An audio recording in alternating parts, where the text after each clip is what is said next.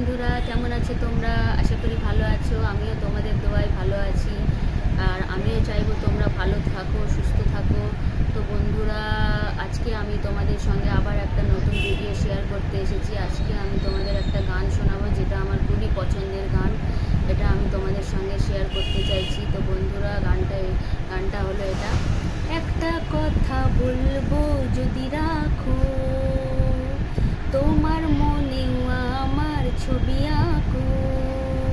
হো হো হো, একটা কথা বলবো যদি রাখো, তোমার মনেও আমার ছবি আঁকো।